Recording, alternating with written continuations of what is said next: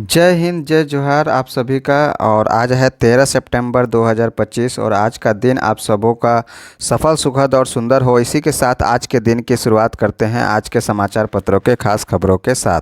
तो चलिए शुरू करते हैं। आज है 13 सितंबर। आज के महत्वपूर्ण दिवस में मनाया जाता है अंतर्राष्ट्रीय चॉकलेट दिवस। तो याद रखेंगे, आज अंतर्राष्ट्रीय चॉकलेट दिवस मनाया जाता है 13 सितंबर को। खेलगांव में स्कूल बस की चपेट में आने से स्कूटी सवार छात्रा की मौत, भड़का आक्रोश। तो राजधानी के खेलगांव स्टेडियम के मुख्य द्वार के पास शुक्रवार सुबह लगभग 7 बजे सरला बिरला स्कूल की बस की चपेट में आने से आदर्श विद्या मंदिर कोकर की 10वीं की छात्रा की मौत हो गई।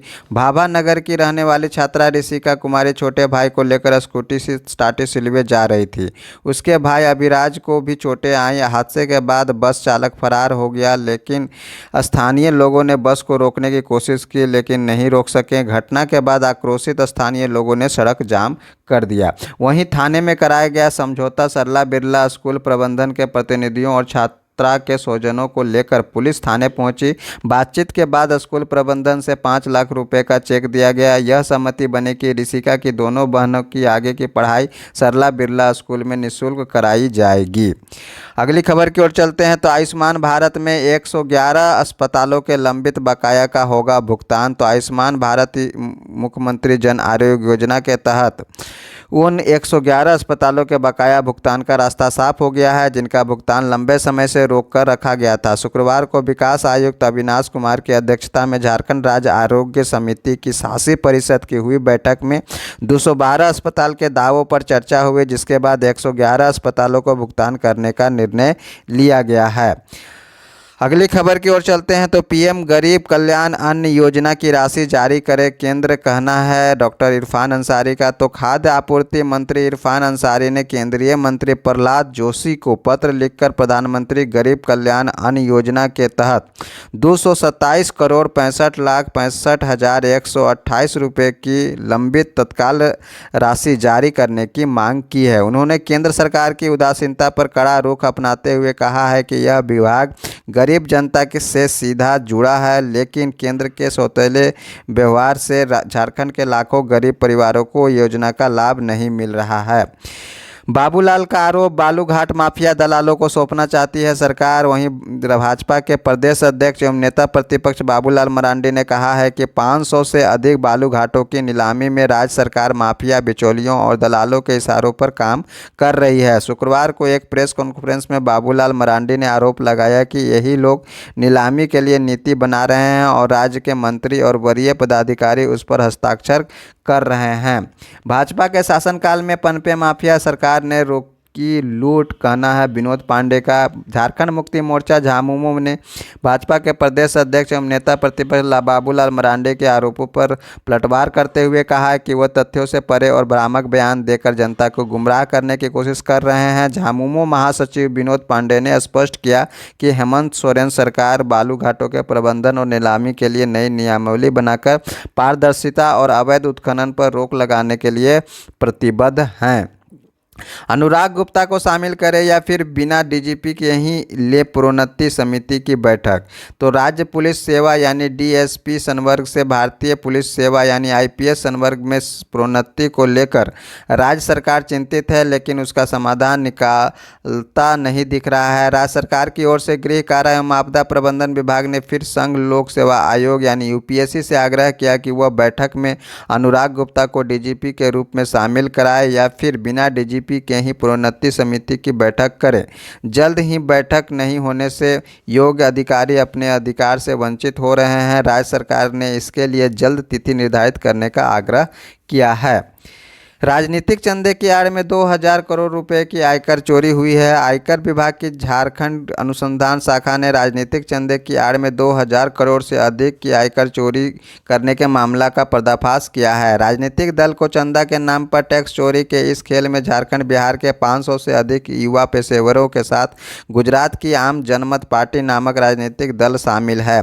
जांच में पाया गया कि राजनीतिक दल ने चंदा लेने और उसकी रसीद देने के बाद 5% राशि काटकर पेशेवरों को उनकी शेष रकम वापस कर दी। युवाओं को पैसे लौटाने के लिए हवाला का इस्तेमाल किया जाने का भी खुलासा हुआ है।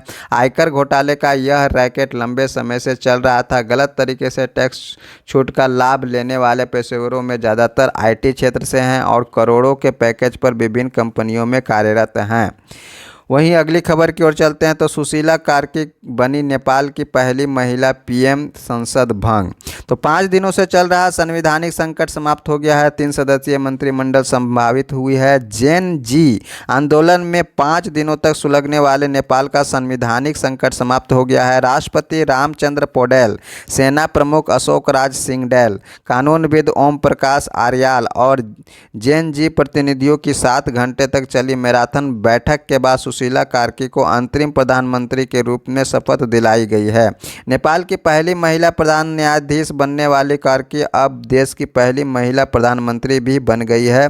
भारतीय नियमानुसार यानी समय अनुसार रात्रि 8:45 बजे, नेपाली समय रात्रि 9 बजे राष्ट्रपति ने शीतल निवास में कार्की को पद एवं गोपनीयता की शपथ दिलाई।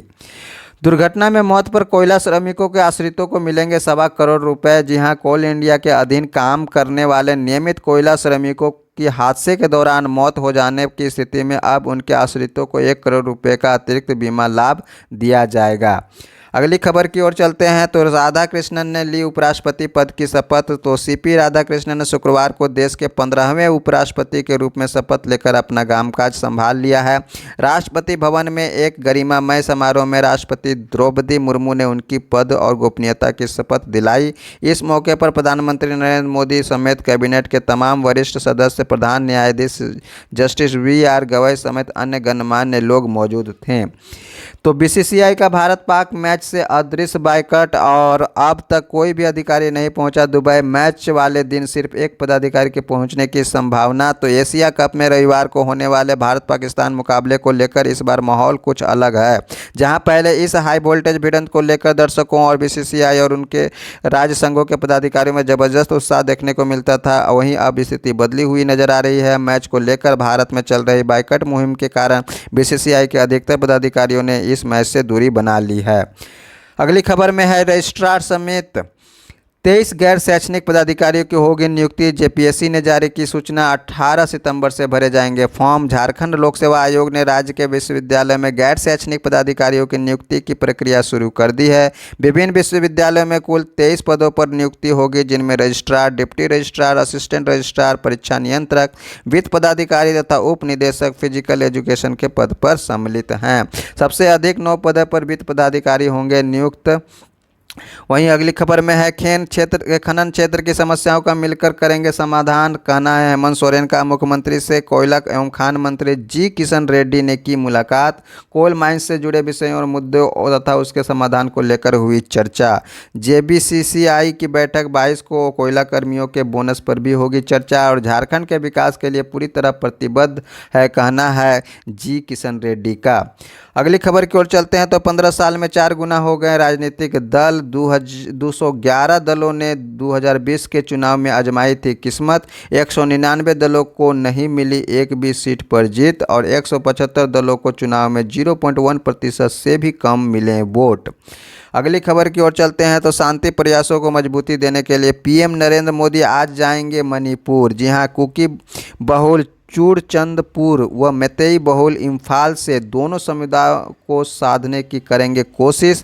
मई 2023 से नस्ली हिंसा भड़कने के बाद शनिवार को पहली बार प्रधानमंत्री नरेंद्र मोदी मणिपुर का दौरा करेंगे। इस दौरान प्रधानमंत्री मैतेई बहुल इम्फाल के साथ साथ कुकी बहुल चूड़चंदपुर में विभिन्न विकास परियोजनाओं का शिलान्यास करने के साथ ही जनसभा को भी संबोधित करेंगे। प्रधानमंत्री का यह दौरा लंबे समय से नस्ली हिंसा का शिकार रहे मणिपुर में स्थायी शांति के प्रयासों को मजबूती देने का काम करेगा। विपक्ष लंबे समय से प्रधानमंत्री के मणिपुर नहीं जाने को लेकर मुद्दा बनाता रहा है। अगली खबर की ओर चलते हैं। आवास का अधिकार जीवन के मौलिक अधिकार का हिस्सा, कहना है सुप्रीम कोर्ट का। जी हां, जीवन भर की गाढ़ी कमाई लगाकर फ्लैट और घर बुक कराने के बाद घर का सपना लिए भटक रहे हजारों फ्लैट खरीदारों के दुख को सुप्रीम कोर्ट ने समझा। शीर्ष अदालत ने शुक्रवार को अहम फैसला सुनाया, जिससे न सिर्फ फ्लैट खरीदारों का सपना पूरा होगा बल्कि रियल एस्टेट में लोगों का भरोसा भी कायम होगा। सुप्रीम कोर्ट ने कहा कि आवास का अधिकार मात्र एक अनुबंध आधारित अधिकार नहीं है, बल्कि यह संविधान के तहत मिले जीवन के मौलिक अधिकार का हिस्सा है। इसलिए वो ऐसे निर्देश दे रहा है जिससे कि भारत के नागरिकों का घर का सपना पूरा होगा, उनका यह सपना जीवन भर का दुस्वप्न न बने। सुप्रीम कोर्ट ने मध्यम वर्ग के दर्द को बयां करते हुए कहा है कि घर के लिए जीवन भर की कमाई लगाने के बाद वह दोहरा बोझ ढोता है। अगली खबर की ओर चलते हैं तो ये है नेपाल से, और नेपाल के घटनाक्रम में सीमावर्ती जिलों में बदल रहे हैं हालात, बढ़ाई गई है सतर्कता। तो पड़ोसी देश नेपाल में जेन जी आंदोलन के बाद स्थितियां निरंतर बदल रही है। शुक्रवार को नेपाल में इमरजेंसी लगा दी गई। इधर उत्तराखंड, उत्तर प्रदेश, बिहार और बंगाल में अशांत सीमांत भारतीय क्षेत्र में स्थिति सामान्य नजर आ रही है। नेपाली क्षेत्र में हालात सुधार देख लोगों ने घर से निकलकर आवश्यक वस्तुओं की खरीदारी की। इस बीच स्थानीय पुलिस के साथ एसएसबी लगातार सीमा पर सतर्कता बरत रही है। अगली खबर की ओर चलते हैं तो व्यापक और संतुलित ट्रेड डील के लिए प्रतिबद्ध है भारत और ईयू। वाणिज्य और उद्योग मंत्री पीयूष गोयल ने शुक्रवार को कहा कि भारत और यूरोपीय यूनियन यानी ईयू एक व्यापक और संतुलित मुक्त व्यापार समझौते के लिए प्रतिबद्ध है। दोनों पक्ष इस पर पूरी ईमानदारी से बात कर रहे हैं और इससे दोनों तरफ के कारोबारियों और उपभोक्ताओं को लाभ होगा। वाणिज्य मंत्री ने कहा कि इससे दोनों तरफ के कारोबारियों और उपभोक्ताओं को लाभ होगा। बोले हर वार्ता में निष्पक्षता व संतुलन सुनिश्चित करने के लिए कुछ लेन देन होता है शामिल। दारोगा की पिटाई के मामले में 52 वकीलों पर केस, 22 अधिवक्ता नामजद, 30 पर गंभीर धाराओं में प्राथमिकी, जो आगे बढ़ा सकती है मुश्किलें। जी हां, खबर है हजारीबाग से। तो फर्जी एसीबी अधिकारी बन ठगी करने के आरोपित वकील महेश कुमार पासवान समेत 4 की कोर्ट में पेशी के दौरान दारोगा मनोज कुजूर की कोर्ट परिसर में पिटाई के मामले में 52 वकीलों पर प्राथमिकी दर्ज की गई है। इसमें 22 वकील नामजद आरोपित बनाए गए हैं, जबकि 30 अज्ञात पर प्राथमिकी दर्ज की गई है। अगली खबर की ओर चलते हैं तो ग्लास फैक्ट्री फिर से खुलने की राह पर। जी हां, खबर है रामगढ़ से। तो रामगढ़ जिले के पतरातू प्रखंड अंतर्गत भदानी नगर में पतरातू रामगढ़ 4 लेन के किनारे स्थित इंडो असाही ग्लास फैक्ट्री एक बार फिर खुलने की सुगबुगाहट से सुर्खियों में है। वर्षों से बंद पड़ी फैक्ट्री को 2025 के अंत तक दोबारा शुरू करने का तैयारी चल रहा है। अगली खबर की ओर चलते हैं तो राजनीतिक दलों को नियमों और कानूनों में बांधने की मांग पर विचार करेगा सुप्रीम कोर्ट। शीर्ष अदालत ने मान्यता प्राप्त राष्ट्रीय दलों को भी पक्षकार बनाने को कहा। केंद्र चुनाव आयोग और विधि आयोग को नोटिस जारी कर मांगा जवाब। ऑपरेशन सिंदूर के रियलिटी चेक पर सुरक्षा खामियों का भी पता चला। सुरक्षा सचिव राजेश कुमार सिंह ने शुक्रवार को कहा कि ऑपरेशन सिंदूर के दौरान हमने पाकिस्तान की तो धूल चटाई ही, यह हमारे सशस्त्र बलों के लिए रियलिटी चेक भी था। इससे हमें यह समझने का मौका मिला कि भारत की रक्षा क्षमताएं किस तरह की हैं। ऑपरेशन के दौरान सुरक्षा खामियों का भी पता चला। इनमें इलेक्ट्रॉनिक युद्ध, मानव रहित प्रणालियों से मुकाबला और सैन्य स्तर के ड्रोन निर्माण के लिए बेहतर पारिस्थितिकी तंत्र की जरूरत शामिल है। अगली खबर की ओर चलते हैं तो रक्षा मंत्रालय को मिला है 114 मेड इन इंडिया राफेल की खरीद का प्रस्ताव। तो वायुसेना ने 114 मेड इन इंडिया राफेल लड़ाकू विमान खरीदने के लिए रक्षा मंत्रालय को प्रस्ताव दिया है। प्रस्ताव के अनुसार इन विमानों को फ्रांसीसी कंपनी दासो एविएशन भारतीय कंपनियों के साथ मिलकर बनाएगी, जिसमें 60% से अधिक स्वदेशी सामग्री शामिल होगी। इन राफेल विमानों में होगी 60% से अधिक स्वदेशी सामग्री और रक्षा खरीद बोर्ड के अगले कुछ सप्ताह में प्रस्ताव पर कर सकता है चर्चा। भारत की संस्कृति, साहित्य और चेतना का उद्घोष है ज्ञान भारतम मिशन, कहना है नरेंद्र मोदी का। तो प्रधानमंत्री नरेंद्र मोदी ने कहा है कि ज्ञान भारतम मिशन सिर्फ पांडुलिपियों को संरक्षित करने का एक अभियान नहीं है, बल्कि यह भारत की संस्कृति, साहित्य और चेतना का उद्घोष की भी है, जिसके जरिए न सिर्फ देश की नई पीढ़ी बल्कि पूरी दुनिया भारतीय ज्ञान की चमक को भी देखेगी। उन्होंने इस दौरान देश की प्राचीन धरोहर की तरह दुनिया में भर में बिखरी पांडुलिपियों को भी वापस लाने का ऐलान किया है और कहा कि इस दिशा में काम करना शुरू कर दिया है। मंगोलिया, रूस और जापान जैसे देश इस पहल में मदद कर रहे हैं।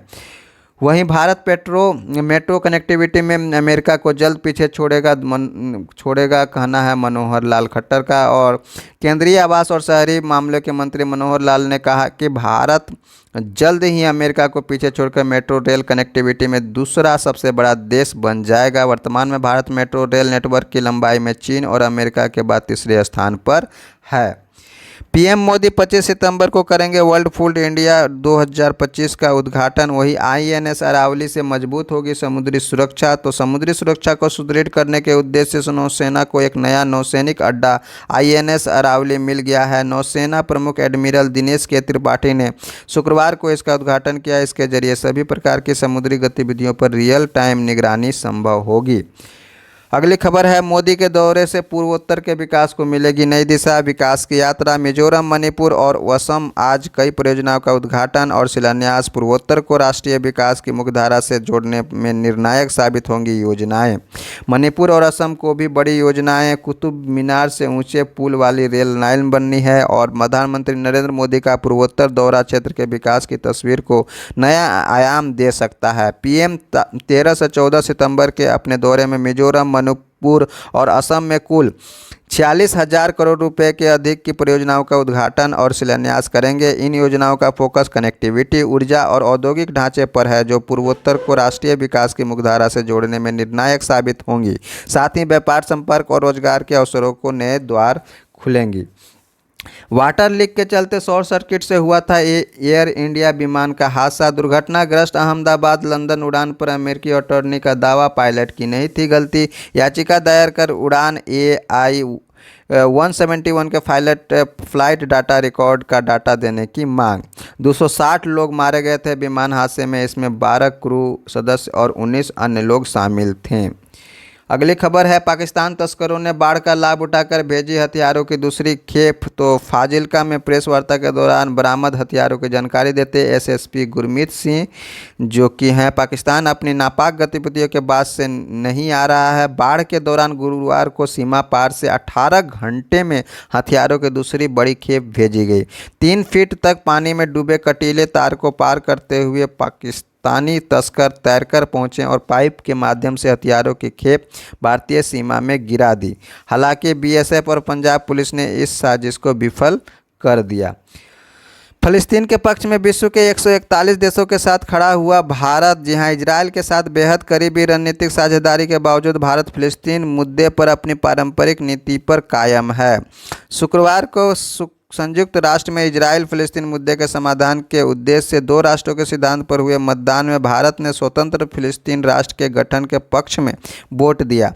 फ्रांस और सऊदी अरब के लाए प्रस्ताव के पक्ष में 142 देशों ने वोट दिया। अमेरिका, अर्जेंटीना सहित 10 देशों ने विरोध में वोट दिया।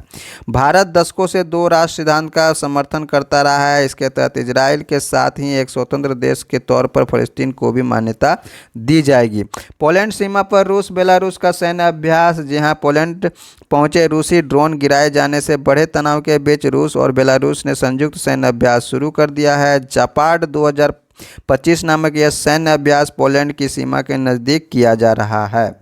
तो ये था आज के समाचार पत्रों के खास खबर। हर रोज़ के समाचार पत्रों के लिए जुड़े हमारे चैनल शंकर वेदिया क्लासेस। और यदि आप JPSC एस्पायरेंट हैं तो इस चैनल पर सब्जेक्ट वाइज और चैप्टर वाइज क्लासेस जो है JPSC का सिलेबस कवर किया जाता है, तो आप उससे जुड़कर लाभ प्राप्त कर सकते हैं। और मिलते हैं नेक्स्ट वीडियो में, तब तक के लिए जय हिंद, जय जोहार।